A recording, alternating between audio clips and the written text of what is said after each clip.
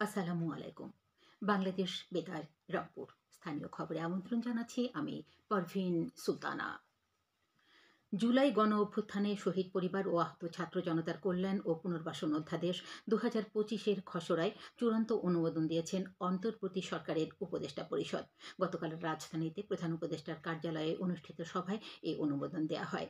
প্রধান উপদেষ্টা অধ্যাপক ডক্টর মোহাম্মদ ইউনুস এতে সভাপতিত্ব করেন। সভায় মৎস্য ও প্রাণী সম্পদ মন্ত্রণালয়ের অধীন the protection and conservation of fish amendment ২০২৫-এর খসড়া নীতিগত ও চূড়ান্ত অনুমোদন দেওয়া হয়। তথ্য ও সম্প্রচার উপদেষ্টা মোহাম্মদ মাহফুজ আলম দেশের সার্বভৌমত্ব ও গণতান্ত্রিক প্রতিষ্ঠানসমূহ রক্ষায় জুলাই গণ অভ্যুত্থানে ঐক্যবদ্ধ দেশপ্রেমিক জনগণকে ঐক্য ধরে রাখার আহ্বান জানিয়েছেন। তিনি গতকাল তার ভেরিফাইড ফেসবুকে এক পোস্টে এই আহ্বান জানান। তথ্য ও সম্প্রচার উপদেষ্টা আশা প্রকাশ করেন, পুরাতন বন্দোবস্তের বিভেদকামী স্লোগান পরিহার করলেই ভবিষ্যৎ রাষ্ট্র গণতান্ত্রিক ও অন্তর্ভুক্তিমূলক হবে। তিনি বলেন, ব্যক্তির আদর্শ, সম্মান ও আবেগের চেয়ে দেশ বড়। রংপুর জেলা রাজস্ব সম্মেলন গতকাল কালেক্টরেট সভাকক্ষে অনুষ্ঠিত হয়। ডেপুটি কমিশনার মোহাম্মদ রবিউল ফয়সালের সভাপতিত্বে অনুষ্ঠিত সম্মেলনে জেলার রাজস্ব আদায় পরিস্থিতি পর্যালোচনা করে ইউনিয়ন পর্যায় থেকে সর্বস্তরের রাজস্ব কর্মকর্তাদের সর্বাত্মক সহযোগিতা করার আহ্বান জানানো হয়। পরে একই স্থানে জেলা এক্সিকিউটিভ ম্যাজিস্ট্রেসি সভাও অনুষ্ঠিত হয়। এতে জেলার ৮ উপজেলার নির্বাহী কর্মকর্তা, সহকারী কমিশনার ভূমি সহ সংশ্লিষ্ট দপ্তরের কর্মকর্তারা উপস্থিত ছিলেন। জুলাই আগস্ট ছাত্র জনতার গণ অভ্যুত্থানে শহীদ পরিবারের ৫ সদস্যকে আর্থিক সহায়তা প্রদান করেছে কুড়িগ্রাম জেলা প্রশাসন।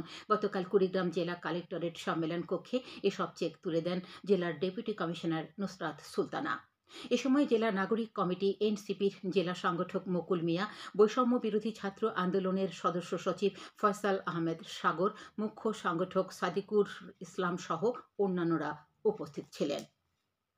জয়পুরহাটে জেলা সিভিল সার্জন কার্যালয়ের উদ্যোগে গতকাল জেলা মাসিক স্বাস্থ্য সমন্বয় সভা অনুষ্ঠিত হয়েছে। Civil surgeon doctor Mohammad Al Mamun এতে সভাপতিত্ব করেন। সভায় জেলার স্বাস্থ্যসেবার সার্বিক পরিস্থিতি পর্যালোচনা এবং স্বাস্থ্যসেবার মানোন্নয়নে করণীয় সম্পর্কে আলোচনা করা হয়।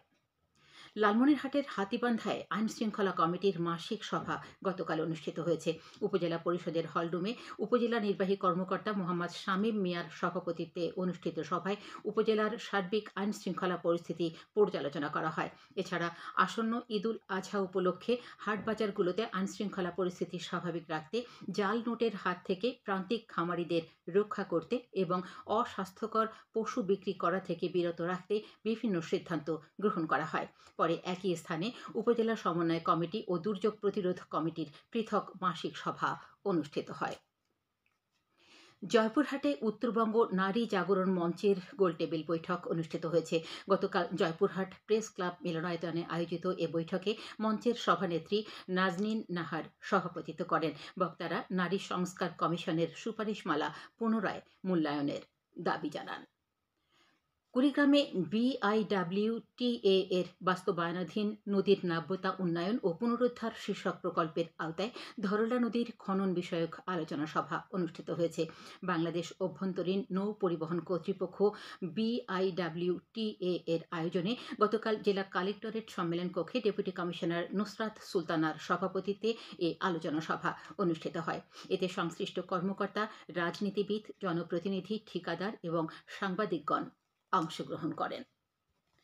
লালমনিরহাট সাহিত্য সংস্কৃতি সংসদ নজরুল জয়ন্তী উপলক্ষে গতকাল হাতীবান্ধার বেঙ্গল অডিটোরিয়ামে দিনব্যাপী কর্মসূচি পালন করে। এতে মাধ্যমিক পর্যায়ের শিক্ষার্থীদের মধ্যে কবিতা আবৃত্তি, রচনা ও নজরুল সঙ্গীত প্রতিযোগিতার আয়োজন করা হয়। এ সময় প্রমিত উচ্চারণের উপর সেমিনার অনুষ্ঠিত হয়। পরে বিজয়ীদের মধ্যে পুরস্কার বিতরণ করা হয়। লালমনিরহাটের পাটগ্রাম উপজেলার বুড়িমারি ঘুন্টি বাজারে সড়ক দুর্ঘটনায় একজন নিহত হয়েছেন। গত রাতে মোটরসাইকেল ও অটোরিকশার সংঘর্ষ হলে এই দুর্ঘটনা ঘটে। এতে রহিদুল ইসলাম নামে এক যুবক নিহত হয়েছেন এবং গুরুতর আহত দুজনকে রংপুর মেডিকেল কলেজ হাসপাতালে ভর্তি করা হয়েছে। সবশেষে আবহাওয়া। আজ সন্ধ্যে ৬টা পর্যন্ত পূর্বাভাসে বলা হয়েছে রংপুর, রাজশাহী, পাবনা, যশোর, কুষ্টিয়া, ফরিদপুর, খুলনা, বরিশাল, পটুয়াখালী, নোয়াখালী, কুমিল্লা, চট্টগ্রাম ও সিলেট অঞ্চলের উপর দিয়ে দক্ষিণ-পূর্ব দিক থেকে অস্থায়ীভাবে ঘন্টায় ৪৫ থেকে ৬০ কিলোমিটার বেগে দমকা থেকে ঝোড়ো হাওয়া বয়ে যেতে পারে। সেই সাথে বৃষ্টি অথবা বজ্রসহ বৃষ্টিপাতের সম্ভাবনা রয়েছে। এসব এলাকার নদীবন্দরসমূহকে ১ নম্বর সতর্কতা সংকেত দেখাতে বলা হয়েছে। খবর শেষ হলো। আমাদের পরবর্তী স্থানীয় খবর প্রচারিত হবে বেলা ২টো বেজে ৫ মিনিটে।